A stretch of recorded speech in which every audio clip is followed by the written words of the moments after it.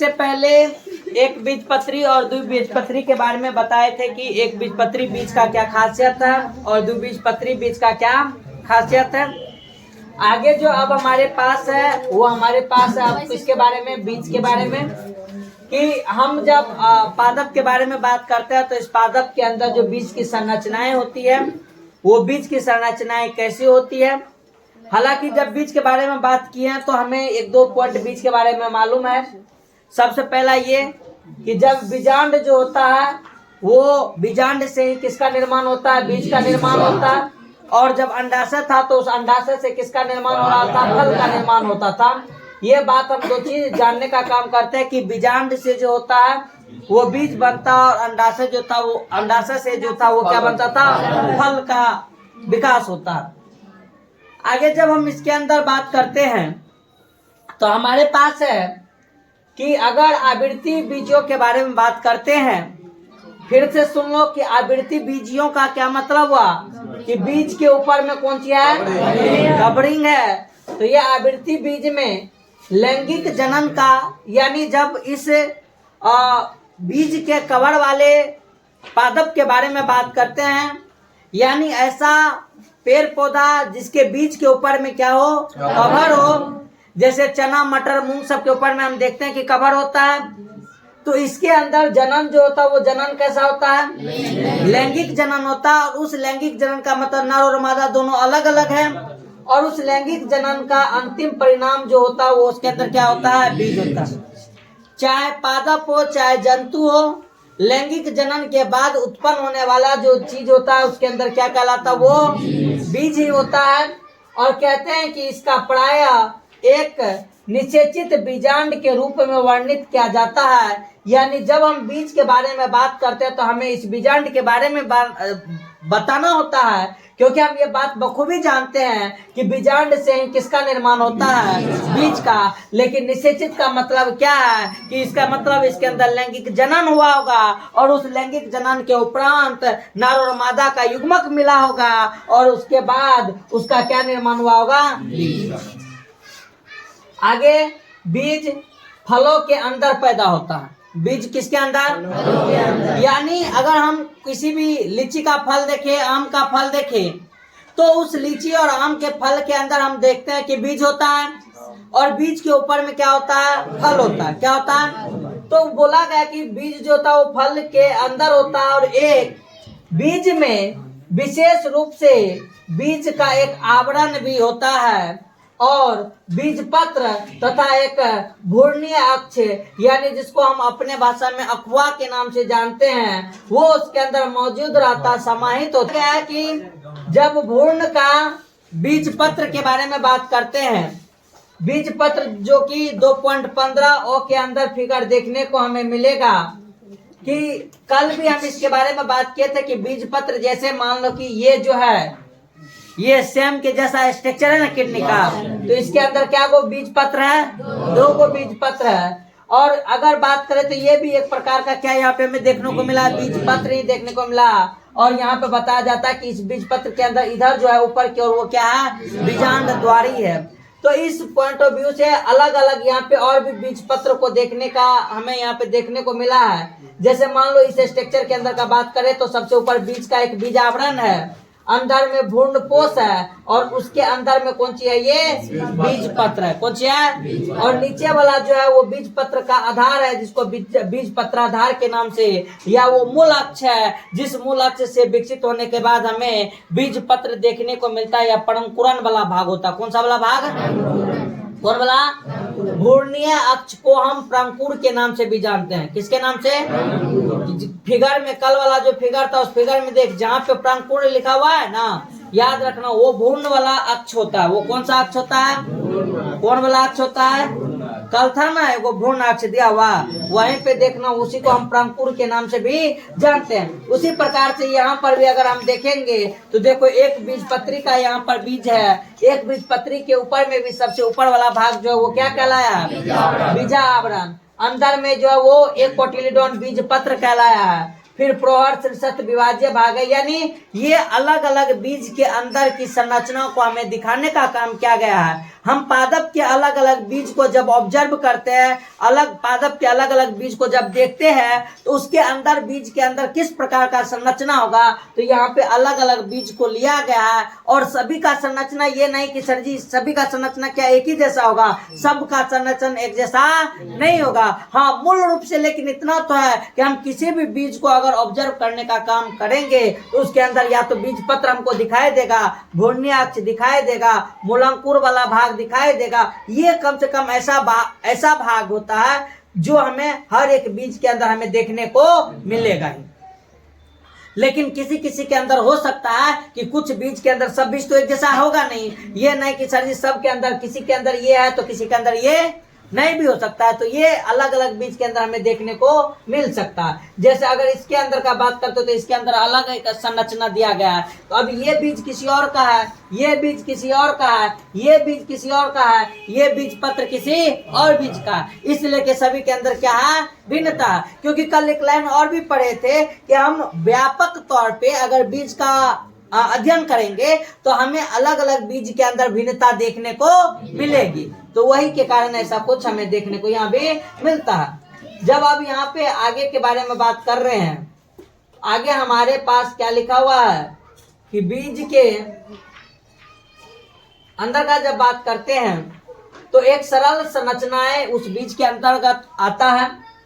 प्रायः उसके अंदर एक आरक्षित आहार का भंडार यानी पोषण तत्व का भंडार करने का कारण उस बीज के अंदर एक भाग होती है जो क्या होती है, फुली होती है। स्थूल का मतलब भी वही होता है जहाँ पर स्टोरेज होता है, जहाँ पे फुला हुआ भाग रहता है उसको बोलते हैं। जैसे कि लेग्यूमिनस प्लांट। अब लेग्यूमिनस का मतलब ऐसा कि लेग्यूमिनस एक वर्ग होता है जिसके अंदर जितना दलहन फसल होता है ना, कौन फसल, उसके अंदर लेग्यूमिनस वाला उसी को कहते हैं कि उसके अंदर फूड को स्टोरेज करने के लिए यानी भोजन को आरक्षित करने के कारण जो होता है उस लेग्यूमिनस प्लांट के अंदर उसका बीज पत्र जो होता है वो स्थूल हो जाते हैं, फूल जाते हैं। जैसे चना उना का जो हम देखते हैं वो वाला भाग रहता है ना, नीचे में जो भाग जुड़ा रहता है वो फुला हुआ भाग रहता है ना, वो जिसको हम बीज पत्र कहते हैं। वो बीज पत्र किसके कारण से, उस बीज पत्र के अंदर आहार मौजूद रहता है, उस बीज पत्र के अंदर पोषण जमा रहता है, जिसके कारण वो बीज पत्र जो होता है वो हमें कैसा दिखाई देता है, खुला हुआ दिखाई देता है। क्या दिखाई देता है, परिपक्व बीज के अंदर का बात करते हैं तो परिपक्व बीज दो प्रकार के होते हैं। एक जो होता है हम उसको बोलते हैं गैर एल्ब्यूमिनस और एक जो होता है हम उसको बोलते हैं एल्ब्यूमिनस। क्या बोलते हैं, एल्ब्यूमिनस और गैर एल्ब्यूमिनस। बताया जाता है कि बीज गैर एल्ब्यूमिनस अथवा एल्ब्यूमिनस रहित हो सकता है। यानी गैर एल्ब्यूमिनस की बात अगर करें तो इस टाइप के बीज में बताया जाता है कि अपशिष्ट भ्रूणपोष नहीं होते हैं। यानी कहने का मतलब कि हम जानते हैं कि एक बीज के अंदर भ्रूणपोष होता है। क्या होता है, जो भ्रूण को क्या देने का काम करता था, पोषण देने का काम करता है। तो और ये बात भी बोले थे कल कि ऐसा भी हमें देखने को मिलता है कि जब बीजांड विकसित कर जाता है, जब बीजांड क्या कर जाता है, तो जब बीजांड विकसित कर जाता है तो उसके अंदर भ्रूणपोष जो था वो नष्ट हो जा रहा था। लेकिन बताया जाता है कि कभी कभार कुछ ऐसा भी बीज है जिसके अंदर वो भ्रूणपोष जो है वो नष्ट नहीं हो पाता। तो उस तौर पे ही बताया जाता है कि नहीं हो पाते क्योंकि भ्रूण के विकास के दौरान ये पूर्णतः उपभुक्त यानी उपयोग में नहीं लाया जाता है। उपयोग कर विकास के दौरान यह पूर्णतः उपभुक्त कर लिया जाता है। यानी भ्रूणपोष का पूरा यूज अगर कर लिया जाएगा, जैसे कि किसके अंदर, मटर और मूंगफली के अंदर, किसके अंदर, लेकिन इसको बोलेंगे गैर एल्ब्यूमिनस। क्या बोलेंगे, यानी उसके अंदर एल्ब्यूमिनस, इसका मतलब उसका भ्रूणपोष पूर्ण रूप से नष्ट हो गया। भ्रूणपोष बीज जो है वो भ्रूणपोष का पूरा उपयोग कर लिया। और बताया जाता है कि जब एल्ब्यूमिनस का बात करते हैं तो एल्ब्यूमिनस बीजों में भ्रूणपोष का कुछ भाग शेष रह जाता है। नोटिस करो पॉइंट को, क्या बोला है कि एल्ब्यूमिनस बीज में, किस बीज में, भ्रूण पोष का कुछ भाग उसके अंदर क्या रह जाता है, क्योंकि भ्रूण के विकास के दौरान इसका पूर्णतः उपभोग नहीं हो पाता, इसका मतलब वो कहीं ना कहीं रह जाता। अब देखो कौन चीज, वो जो हम तुमको बोले थे मिल्की व्हाइट जैसी जो रचनाएं हो रही थी, जब हम उसको दाबते हैं तो निकलता है ना, उसको बोला गया भ्रूण पोष। उसको क्या बोला गया, क्या बोला गया, कुछ ऐसा बीज है जो उस भ्रूण पोष का बीज विकसित होने तक में पूरा उपयोग कर लेता है, पूरा उपयोग। लेकिन कुछ ऐसा बीज होता है जो उस भ्रूण पोष का पूरा उपयोग कुछ मात्रा में, उसी के कारण हम बीज को दो भाग में बांटे हैं, एक एल्ब्यूमिनस बीज और एक एल्ब्यूमिनस वाला बीज को जब हम तोड़ते हैं ना या उसको थकुचते हैं ना, तो उसके अंदर चमकीला दूध जैसा, चमकीला जैसा रचना दिखाई देता है। उस चीज को हम बोलते हैं एल्ब्यूमिनस। क्या बोलते हैं, यानी उसके अंदर कुछ चमकने वाला पदार्थ होता है, और वो चमकने वाला पदार्थ और कुछ नहीं होता है, वो भ्रूण पोष का भाग होता है। किसका भाग होता है, और उन्हीं के बेसिस पे बताया जाता है कि हम यहाँ पर क्या होता है कि एल्ब्यूमिनस और गैर एल्ब्यूमिनस में बांटने का काम करते हैं।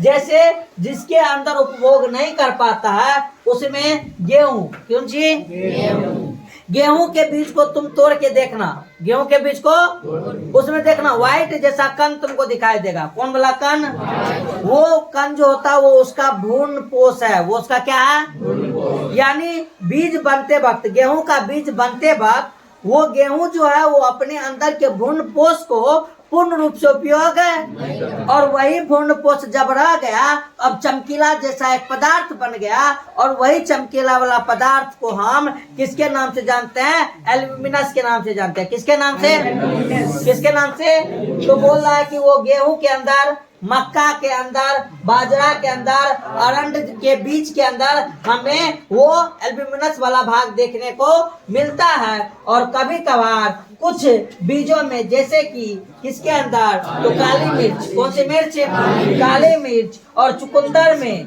किसमें, काली मिर्च और चुकंदर में, याद रखना बीजांड काय, कौन सी, बीजांड के ऊपर वाला जो शरीर का एक काय होता है, बीजांड काय, उस अंडाशय के अंदर देखना फिगर बीजांड काय था ना, तो क्या बोला गया कि काली मिर्च के अंदर या चुकंदर में बीजांड काय, जिसको हम किसके नाम से जानते हैं, सेल्स के नाम से। किसके नाम से,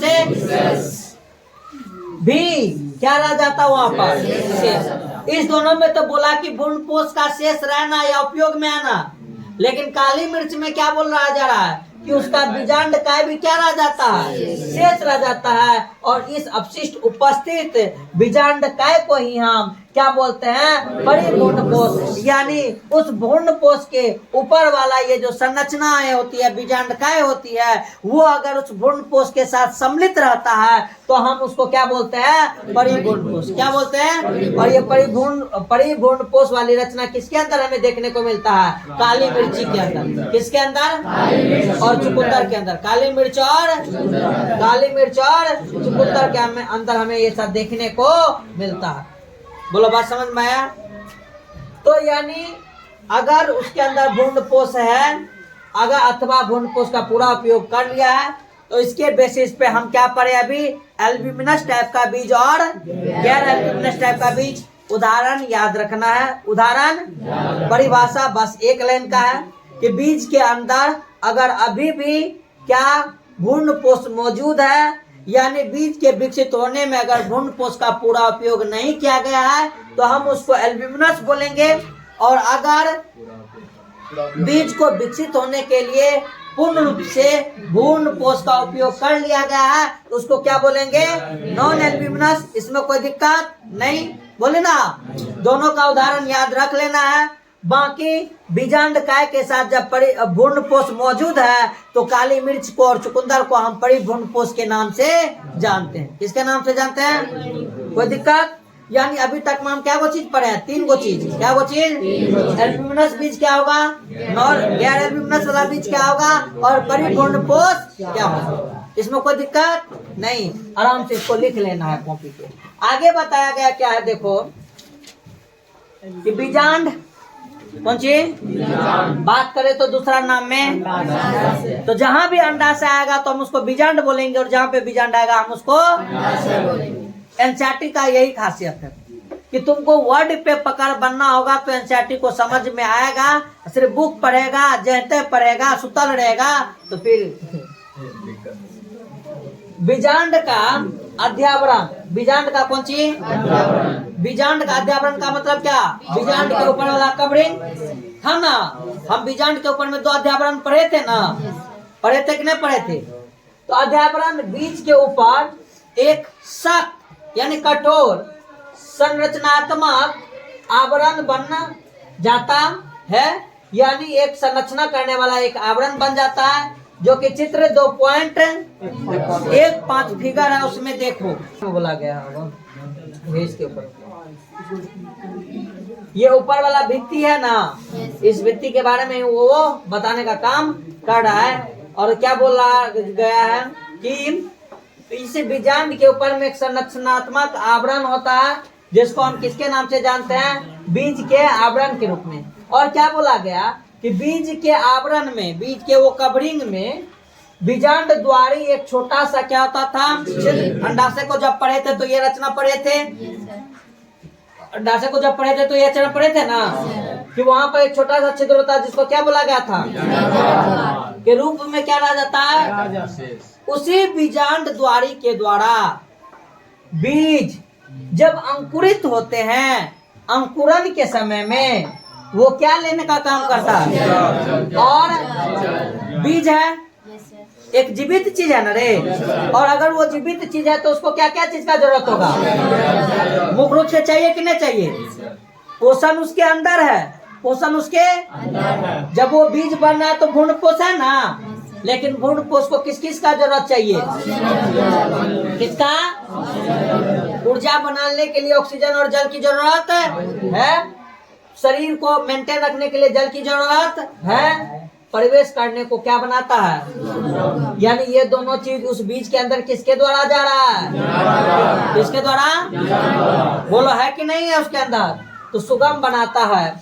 जैसे जैसे बीज परिपक्व होता है उसके अंदर जल की मात्रा क्या होने लगती है? घटने लगती है, और बीज जो होते हैं वो अब अपेक्षाकृत बोलो क्या होने लगेगा?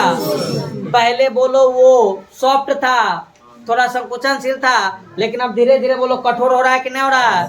क्योंकि उसके अंदर पाए जाने वाले जल की मात्रा धीरे धीरे क्या हो रहा है? कम होता जा रहा है, नष्ट होता जा रहा है, और फलस्वरूप समान उपापचय या चयापचय यानी उसके अंदर मेटाबॉलिक कार्य होगा ना जीवन को जीने के लिए, बोले ना रे, रासायनिक अभिक्रिया होगा ना उसको विकसित होने के लिए। तो बोला गया है कि चयापचय क्रिया है उसके अंदर धीरे धीरे क्या होने लगती है? धीमी पड़ने लगती है, और वो भ्रूण जो है, वो बीज जो है, भ्रूण जो विकसित हो रहा है वो अब किस अवस्था में? किस अवस्था में? निष्क्रिय अवस्था में। यानी अपने शरीर को अब बोल रहा है कि सुस्त हो जाओ। क्या हो जाओ? क्या हो जाओ? बीज जो है अभी के समय में वो निष्क्रिय की दशा में प्रवेश कर जाता है, जिसे उसे हम किसके नाम से जानते हैं? प्रसुप्ति के नाम से। किसके नाम से? यानी बीज जो है अभी निष्क्रिय हो गया। क्या हो गया? अभी बीज कोई भी कार्य करने में सक्षम नहीं। अभी बीज के अंदर जो मेटाबॉलिक रेट है वो धीमी पड़ गया। क्या पड़ गया? तो उस अवस्था को हम क्या बोलते हैं? प्रस्फुटी। और इसी अवस्था के अंदर हम बीज को लंबे समय तक, थोड़ा लंबे दिन तक क्या कर सकते हैं? रख सकते हैं, क्योंकि अभी बीज के अंदर अंकुरन होने की क्षमता बोले ना रे। ऐसा हम देखे हैं कि घर के अंदर बीज रखे हैं, अपने आप अंकुरित हो गया है। अगर वो अंकुरित हो जाता तो इसका मतलब बीज अभी सक्रिय है। बीज क्या है? यानी बीज से तुरंत पौधा का बनने की क्रिया हो रहा है, लेकिन बीज जो है कुछ दिन तक क्या रहता है? निष्क्रिय अवस्था में रहता है ना, तो ताकि बीज का एक लंबा समय चल पाए, वो इसी के कारण हो पाता है। और या यदि अनुकूलन परिस्थिति आए, जब बीज का फेवरेबल कंडीशन आए, बीज को पानी मिले, बीज को सारा कुछ नमी मिले, बीज बेहतर है, उपलब्ध होता है, यानी क्या बोला गया कि अगर उस बीज को पर्याप्त नमी मिलता है, आर्द्रता मिलता है, ऑक्सीजन या उपयुक्त तापमान मिलता है, तो वो क्या हो जाते हैं? अंकुरित। जैसे मूंग को लाए, तोड़ के धूप में सूखने उखने के लिए दिए। अब उस मूंग के बीज को क्या कर दिए, रख दिए। क्या उस मूंग के बीज से मूंग का पौधा जन्म ले लेता है? नहीं। लेकिन जब तब तक वो निष्क्रिय है, तब तक वो क्या है? लेकिन जैसे उस बीज को पुनः खेत में डालने के लिए उपयोग में लाते हैं, तो एक रात पहले 2 रात पहले उस मूंग के उतना बीज पे पानी का क्या कर देते हैं? उसको एगो कपड़ा में बांध के रख देते हैं, ताकि उसको उतना तापमान मिल पाए जितना में वो अंकुरित क्या कर पाए, हो पाए, उसको ऑक्सीजन मिल पाए, उसको अपना अनुकूलन समय मिल पाएगा, और बीज तुरंत निष्क्रिय से फिर किस कंडीशन में आ जाएगा? सक्रिय। और हम देखते हैं कि उसके अंदर क्या आ जाता है? अंकुरन आ जाता है। खेत में लगाते हैं, उससे पौधा होता है कि नहीं होता है? धान को भी इसी प्रकार से, मकई को भी इसी प्रकार से, यानी कुछ कुछ ऐसा पादप पौधा का बीज है जिस बीज को हम कुछ इस प्रकार से खेत में लगाने का काम करते हैं। पढ़े हैं एक एल्यूमिनस बीज, एक परिपूर्ण कोश, पढ़े हैं ना। उसके बाद क्या पढ़े हैं कि बीज जो है वो किस प्रकार से निष्क्रिय अवस्था में जाता है, और बीज जो है वो बीज बनने के दौरान जो होता है उसी समय में बीज का क्या होने लगता है? जल का मात्रा कम होने लगता है, बीज जो होता है वो शुष्क होने लगता है, तो वो निष्क्रिय अवस्था में चला जाता है। और जैसे ही फिर उसका अनुकूलन हम उसको देंगे, पानी देंगे, ऑक्सीजन देंगे, सारा चीज देंगे, तो बीज किस अवस्था में आ जाएगा? बोले ना। और बीज के निष्क्रिय अवस्था में जाने की क्रिया को हम क्या बोलते हैं? है ना। बस ये चीज समझ में आया। तो क्या चीज अभी तक में पढ़े हैं? मात्र 4 चीज। क्या चीज? कि बीज का प्रस्फुटी कैसे होता है, यानी निष्क्रियण अवस्था बीज का क्या होता है। बोलो, बात समझ में आया। जब बीज निष्क्रिय अवस्था में जाता है तो बीज के अंदर का उपापचय की क्रियाएं जो होती है बीज के अंदर, वो भी क्या होने लगता है? धीमी होने लगता है। क्या होने लगता है? बात सही है। मतलब अभी शुष्क चल रहा है, अभी वो मरल अवस्था में जा रहा है। जिंदा करबे तो ओकरा अंदर के रासायनिक अभिक्रिया का तेज करबे, पानी के छिड़काव देवे, हल्ले पहन ले तनी को बेहोश अति में या होश में आ, वो बोला ठीक। यहाँ तक कोई दिक्कत? चलो, जब अब आगे हम देखते हैं तो बोला गया कि जैसे जैसे बीजांड यानी अंडाशय परिपक्व होकर, मैच्योर होकर किसमें कन्वर्ट होता है? तो अंडाशय एक कोचिंग बीजांड से बीज बना, लेकिन उस बीजांड के ऊपर में अंडाशय है, तो उस अंडाशय से क्या बनेगा? फल के रूप में विकसित होगा। और एनसीईआरटी में बात अभी तक में 50 बार हम लोग की पढ़ चुके हैं कि बीजांड से और इससे अंडाशय से।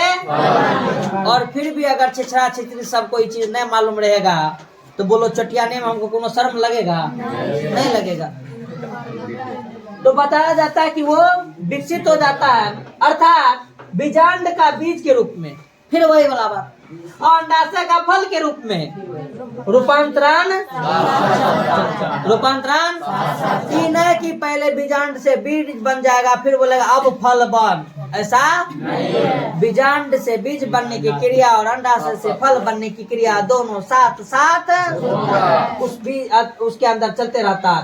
अंडाशय की दीवार, फल की दीवार, अंडाशय की दीवार, और उसको किसके रूप में हम जानते हैं? किसके रूप में? और ये छिलका 2 प्रकार का हो सकता है। एक के को हम टेस्टा के नाम से जानते हैं, और एक हम जो होता है वो टैगमेंट के नाम से जानते हैं या टैगमे के नाम से जानते हैं। तो बोला गया कि फल की छिलके के रूप में हम उसे जानने का काम करते हैं, और जब उसको हम फल के छिलका के रूप में जानने का काम करते हैं तो बताया जाता है कि वो फल का छिलका आगे चल के किस रूप में विकसित होता है? तो फल भित्ति के रूप में विकसित होता है। किसके रूप में? किसके रूप में? यानी ये फल भित्ति का निर्माण किससे हुआ है? वो छिलका बना है किससे? अंडाशय से न बना है। किससे बना है? बताया जाता है कि फल जैसे कि अमरूद, जैसे कि आम, जैसे कि संतरा आदि की भांति गुद्देदार हो सकता है, या मूंगफली, सरसों आदि के भांति। यानी ये सब फल ऐसा फल है जिसके अंदर रस रहता है, जिसके कारण हम उसको गुद्देदार कहते हैं। क्या कहते हैं? क्या कहते हैं? और कुछ ऐसा फल होता है जिस फल के अंदर कठोर होने के कारण जैसे मूंगफली के अंदर, जैसे सरसों के अंदर, तो वो क्या हो जाता है, शुष्क हो जाता है। और बहुत सारे फलों ने अपने बीजों के परिक्षेपण हेतु विविध प्रकार का क्रिया विधि को क्या कर दिया गया है, विकसित किया। यानी अपने बीज को बचाने के लिए, अपने बीज के ऊपर कवरिंग डालने के लिए अनेक प्रकार का रूल उपाय किए हैं। फल वाला जो भाग है, बीज के ऊपर जो फल है, वो क्या है, बीज को बचाने का कार्य करता है। बीज के ऊपर कवरिंग देने का कार्य करता है, वो होता भाग फल। तो वही वाला बात बोला गया है। और आप फलों के वर्गीकरण एवं उनके परिक्षेपण क्रिया को याद करें, जिससे आपने पहले की कक्षा में यानी 12th के अंदर, 11th के अंदर हम लोग पढ़े हुए थे। क्या एक अंडाशय के अंदर बीजांड की संख्या तथा फलों के अंदर बीजों के संख्या के बीच में कोई संबंध है कि नहीं है, ये क्वेश्चन तुमसे पूछने का काम किया गया है, जिसका कि आंसर हम लोग यहाँ पर देखने का काम करते हैं। यहाँ पर देखो 3 गो चीज और है। क्या वो चीज? और 3 गो इम्पोर्टेंट चीज है एनसीईआरटी के अंदर। वो 3 गो इम्पोर्टेंट चीज क्या है, यहाँ से लेके यहाँ तक। एगो जो है वो ट्रू फ्रूट्स होगा, एगो जो होगा फॉल्स फ्रूट होगा, और एगो जो होगा वो पार्थिनोकार्पिक फ्रूट होगा। क्या वो 3 गो। एगो जो होगा वो सत्य फल होगा, एगो जो होगा वो मिथ्या फल होगा, और एगो जो फल कहलाएगा वो क्या कहलाएगा, अनिषेचक जनित फल। ठीक, यानी अनिषेचन, जिसको हम अनिषेचक जनित फल के नाम से जानते हैं। 3 चीज है यहाँ पे। देखो क्या लिखा हुआ है कि ज्यादातर पादपों के अंदर जब तक अंडाशय से फल विकसित होता है, फल विकसित किससे होता है, फल विकसित किससे होता है, अगर अंडाशय से फल हो रहा है, अंडाशय से, तो इसका मतलब कि ये सत्य फल है। ये कौन सा फल है, कौन सा फल है, जब अंडाशय से कौन सा फल होगा, सॉरी अंडाशय से जब फल विकसित होगा तो उसको हम क्या बोलेंगे, लेकिन उसके अन्य पुष्पीय अंश, यानी उस अंडाशय के अलावा अगर उस पुष्प के किसी भी भाग से अगर फल का विकास हो रहा है, फल बन रहा है, अप्रहसित एवं झड़ जाते हैं, यानी बताए ये जाते हैं कि जब ये फल बनता है तो बाकी वाला भाग जो पुष्प का अंश होता है वो क्या होने लगता है, झड़ने लगता है, झड़ जाते हैं। हालांकि कुछ के प्रजाति में, जैसे कि सेब में, स्ट्रॉबेरी जिसको रसभरी के नाम से जानते हैं, अखरोट आदि में फल रचना करने में किसका, पुष्पासन का, किसका, यानी इसको बनाने में अंडाशय की जरूरत है। अगर हम बात करें सेब का, स्ट्रॉबेरी का, अखरोट का जो फल बनता है ना, ये अंडाशय से ना बन के किससे बनता है, किससे बनता है, पुष्पासन से बनता है। पुष्पासन भी एक महत्वपूर्ण इसके अंदर भागीदारी निभाती है, और इस प्रकार के फल को क्या बोला गया है, मिथ्या या आभासी फल। कौन सा फल? अगर फल अंडाशय से विकसित हो रहा है तो हम उसको कौन सा फल बोलेंगे, और अगर अंडाशय से ना होकर किसी और वाले भाग से, किसी और वाले भाग से अगर वो फल का विकास हो रहा है तो हम उस टाइप के फल को क्या बोलेंगे, क्या बोलेंगे, क्या बोलेंगे, आभासी फल के नाम से हम जानते हैं। और चित्र 2.15 वो के अंदर हमें इसको देखने का काम मिला है। फिर बोला क्या गया कि अधिकतर फल केवल अंडाशय से विकसित होते हैं। किससे विकसित होते हैं? और अर्थात यथार्थ यह क्या फल कहलाता है? यद्यपि अधिकतर प्रजातियों में फल निषेचन का परिणाम होता है, परंतु कुछ ऐसे भी प्रजाति है जिनमें बिना निषेचन का, कौन सी, यानी कहने का मतलब निषेचन का कार्य, युग्मक का मिलन, और बिना युग्मक मिलन हुए अगर फल विकसित हो जाता है तो हम उस टाइप के फलों को क्या कहते हैं? अनिषेचक जनित फल कहते हैं। और उदाहरण के तौर पे किसके बारे में बोला गया?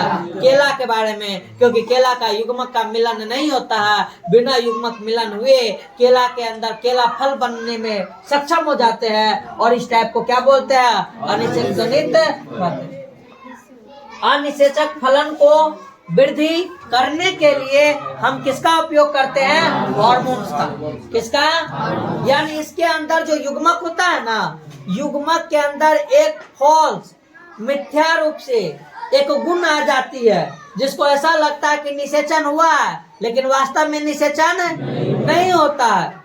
ये मिथ्या वाली घटनाएं होती है, लेकिन बिना निषेचन का ही ये किस रूप में कन्वर्ट हो जाता है? फल के रूप में। लेकिन इस फल को वृद्धि करने के लिए हमें किसकी जरूरत पड़ती है? हार्मोन्स की जरूरत पड़ती है, और हार्मोन के प्रयोग से प्रेरित किया जा सकता है, और इस प्रकार के फल बीज क्या होते हैं? रहित होते हैं। यानी इसका मतलब बढ़िया वाला बात क्या बोला गया कि जो अनिषेचक जनित वाला फल होगा ना, इस अनिषेचक जनित वाले फल के अंदर बीज का निर्माण इस अनिषेचक वाला के अंदर फल के अंदर बीज इसलिए के केला के अंदर बीज नहीं होता, क्योंकि वो एक पार्थिनोकार्पिक फ्रूट्स कहलाता। कौन सा फ्रूट्स कहलाता?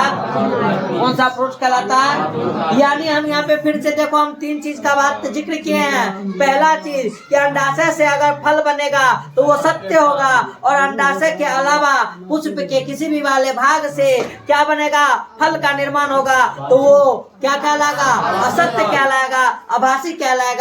लेकिन बिना युग्मक के निषेचन के कारण अगर फल बन जाएगा तो हम उसको अनिषेचक जनन के नाम से जानने का काम करेंगे। जैसे किसके अंदर? केला के अंदर। तो इसका उदाहरण याद रखना, और इसका परिभाषा जो है वो हमेशा याद रखना, एग्जाम में तुमको पूछबे करेगा।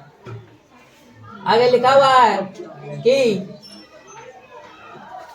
बीज आवृत्ति बीजों को, यानी ऐसा बीज जिसके ऊपर में कवरिंग होता है, तो आवृत्ति बीजों को अनेक लाभ प्रस्तावित करते हैं। यानी क्या बोला गया कि बीज जो होता है वो आवृत्ति बीजों को, यानी हमारे पास जो एडवांस टाइप के पौधे होते हैं, बीज के ऊपर कवर करने वाले जो पादप होते हैं, बोला क्या गया कि बीज आवृत्ति बीजों को अनेक लाभ प्रस्तावित करने का काम करता है। पहला जबकि प्रजनन प्रक्रिया जैसे कि परागण यानी युग्मक का मिलन होना एवं निषेचन जल आदि से स्वतंत्र है। बीज की रचना काफी निर्भरता पूर्ण है, और इसके साथ ही बीज एक नए पर्यावासों में प्रसारण हेतु बेहतर अनुकूलित रणनीतियों में क्या हो जाते हैं? युक्त हो जाते हैं, तथा प्रजातियों को अन्य क्षेत्रों में बसने में मदद करते हैं। जब हम इसके बारे में बात करते हैं तो क्या बोला गया कि बीज वाली जब भी घटनाएं घटती है ना, तो ये तो एडवांस है, और इसके अंदर अनेक प्रकार का क्या होता है? लाभ प्रस्तावित होते हैं, यानी इसके अंदर लाभ हमें देखने को मिलता है।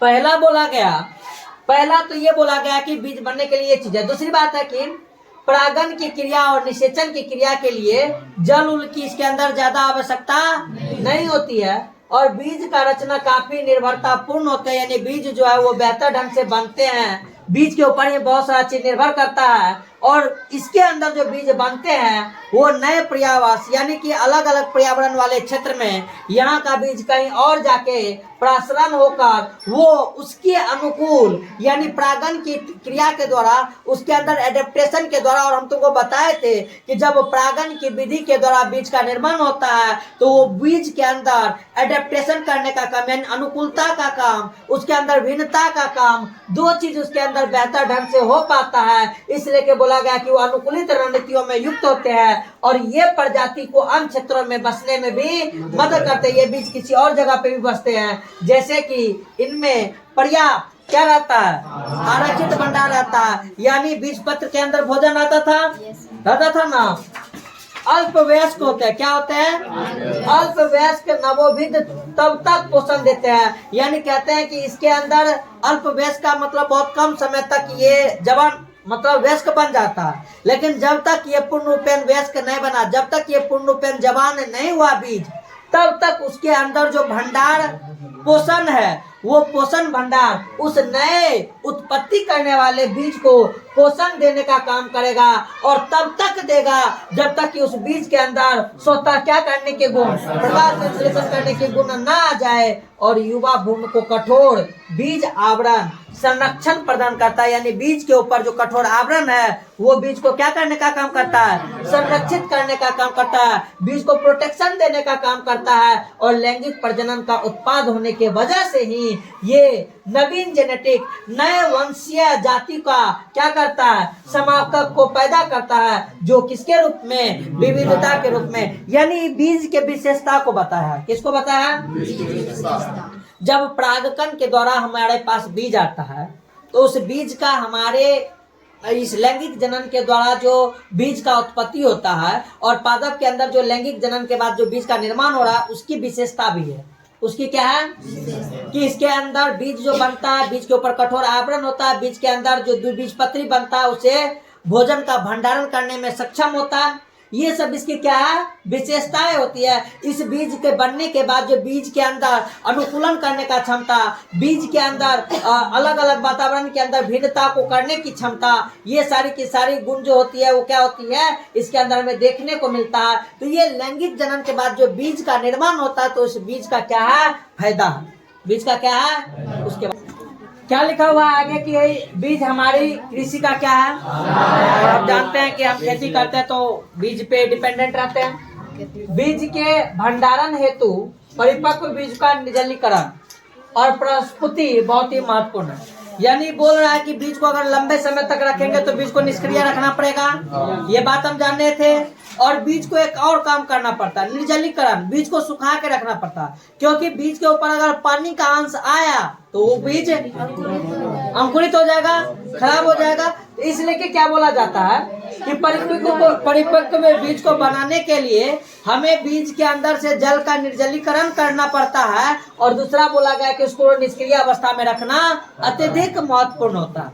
इस कारण से हम बीज को लंबे समय तक क्या कर सकते हैं, रख सकते हैं, जिससे पूरे वर्ष खाद्यान्न के रूप में भी हम उसका क्या करते हैं और अगले मौसम के लिए फसल के रूप में उसे उगाने का भी काम करते हैं। क्या आप बीज के बिना के बिना या उस बीज के बिना जो तुरंत अंकुरित हो जाता है और भंडारित नहीं किया जा सकता हो, उसका खेती का कल्पना आप कर सकते हैं? नहीं, क्योंकि बीज तुरंत अंकुरित हो जाएगा तो उस बीज का भंडारण, और हमें बीज का भंडारण जब तक नहीं करेंगे तब तक खेती। दूसरी बात कि हर एक बार उसी बीज से खेती हो पाता है। जैसे धान रोपे फिर धाने रोप सकते हैं, गेहूं रोपे फिर गेहूं रोप सकते हैं, तो बीज को तो भंडारण करने की स्थिति आना ही चाहिए। तो इसलिए कैसा हम नहीं कर सकते हैं। आगे लिखा हुआ कि बीज का परिक्षेपण को बोला जाता है कौन सी, छितराना, यानी बीज को बोना। बीज को कौन सी करना के बाद वो कितने समय तक जीवित रह सकता है। तो हम जानते हैं कि अलग अलग बीज का अलग अलग लाइफ टाइम है। यह अवधि पुनः व्यापक रूप से भिन्न होता है। बोल दिया गया है कि ये भी चीज जो बीज कितना समय तक कौन सा बीज रह सकता है, ये भी चीज क्या है उसके लिए अलग। यानी मूंग के बीज का जीवन काल धान का, गेहूं का, मकई का, सब बीज का व्यापक रूप यानी बड़े पैमाने पे उसके अंदर भिन्नता है। और कुछ प्रजातियों में बीज अपनी जीवन क्षमता में ही, यानी उस बीज को तब तक में अगर जन्माया गया तो ठीक है, नहीं तो वो चल जाएगा, मर जाएगा। बहुत संख्या प्रजातियों के बीज कई वर्षों तक जीवन क्षमता बनाए रखता है। कुछ बीज तो ऐसे भी है जो सैकड़ों वर्षों तक क्या रहता है, जीवित रहता है। यहाँ पर विश्व के प्राचीन जीवन क्षमता वाले बीजों के अनेक रिकॉर्ड हमारे इस पृथ्वी पे उपलब्ध है। और ऐसा ही एक प्राचीन बीज जिसका नाम क्या है, ल्यूपिनस आर्किटक्स है। बीज का नाम क्या है, ल्यूपिनस आर्किटक्स, ल्यूपाइन का है, जिससे आर्कटिक टुंड्रा से खनित किया गया, निकाला गया, यानी इस जगह से आर्कटिक टुंड्रा से इसको निकाला गया है। और एक अनुमानित रिकॉर्ड के अकॉर्डिंग ये ये 10,000 वर्ष तक ये बीज जो होता है वो निष्क्रिय के बाद उसके अंदर जीवन को फिर से बीज को अंकुरित एवं फिर से उसके अंदर पुष्प लाने की क्षमता देखने को मिला है। और बोला गया कि ऐसा बीज है जो कितना दिन तक 10,000 वर्ष तक अपने जीवन के क्षमताओं को बनाए रखने में क्या हुआ है, सक्षम हुआ है। नाम क्या है उसका, ल्यूपिनस आर्कटिक्स। क्या नाम है, क्या नाम है, कितने वर्ष तक जीवन का। हाल ही का एक रिकॉर्ड 2000 वर्ष पुराने खजूर के जीवन क्षमता वाले एक बीज को देखा गया है जिसका नाम है फेयोनिक्स डेक्टिलोफेरा। क्या नाम है, फेयोनिक्स डेक्टिलोफेरा। क्या नाम है, फेयोनिक्स डेक्टिलोफेरा का है, जिसे मृत सागर के पास किंग हेराल्ड के महल में पुरातत्व खुदाई के दौरान, यानी पुरातन के खुदाई करने के दौरान, यानी राजमहल था उसी के खुदाई करने के दौरान इस बीज को क्या कहा गया, देखने को मिला। किसका बीज है, किस चीज का बीज का नाम क्या है, फेयोनिक्स डेक्टिलोफेरा। कितना दिन, किस महल के पास, किंग हेराल्ड राजा है, उस महल का जब पुराने चीज को खोजने का काम किया गया ना, तो उस पुराने चीज को खोजने के दौरान ये बीज जो है वो देखने को मिला। और बोला गया कि ये किस सागर के पास, मृत सागर एक है, उस मृत सागर के पास इसे देखने को मिला। बाद में बोला गया कि पुष्पी पादपों के लैंगिक प्रजनन के बारे में एक संक्षिप्त अध्ययन पूरा करने के बाद यह और अत्यधिक हमारे लिए सार्थक हो गया, यह हमारे लिए और आसान हो गया कि कुछ पुष्पी पादपों के विशाल उत्पादकीय क्षमता, यानी कुछ ऐसा भी बीज है जिसका उत्पादन क्षमता बहुत ज्यादा होता है। और प्रज्ञान निम्नलिखित प्रश्नों को पूछकर प्राप्त किया जाए कि एक भ्रूण पुट्टी यानी भ्रूण कोश में कितने अंडे मौजूद होते हैं, एक बीजांड में कितने भ्रूण कोश मौजूद होते हैं, और एक अंडाशय में कितना बीजांड मौजूद होते हैं। यानी अभी तक जो पढ़े हैं उसी के बेसिस पे ये क्वेश्चन पूछा गया है, जिसको हम डिस्कस करेंगे बाद में। और एक पररूपी पुष्प में कितने अंडाशय होते हैं, एक ही ना होगा, कभी कभी एक से।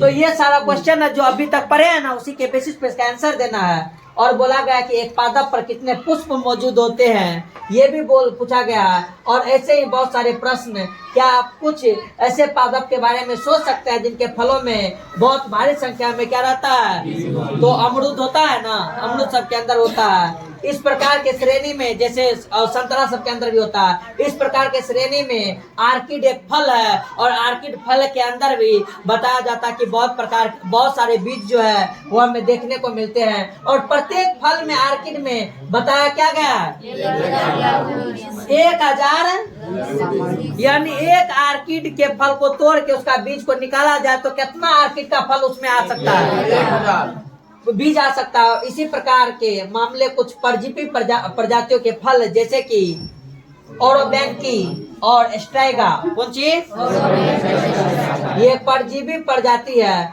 क्या आपने फाइकस अंजीर के वृक्ष का लघु या सूक्ष्म बीज देखे हैं? एक छोटे से अंजीर फाइकस के बीज से कितना विशाल पादप तैयार होता है, यानी एक छोटा सा बीज से कितना बसा। यानी ये भी है, ऐसा नहीं है कि बड़ा बीज से बड़का वृक्ष और छोटा बीज से छोटा वृक्ष, ऐसा भी नहीं है। छोटा बीज से भी बहुत, अंजीर का वृक्ष जो था वो बड़ा विशाल है, लेकिन अंजीर का जो ये बीज है वो बहुत। तो यानी बीज के साइज पे वृक्ष की साइज डिपेंड नहीं होती है, याद रखना इस चीज को। और क्या बोला गया कि प्रत्येक अंजीर का पौधा कितने लाख बीज पैदा करता है। क्या किसी अन्य उदाहरण की कल्पना कर सकते हैं जहाँ इस प्रकार के लघु बीज के वर्षों तक तरह का विशाल जैव समूह में पैदा किया जाए? तो ये फिर क्वेश्चन पूछा गया है।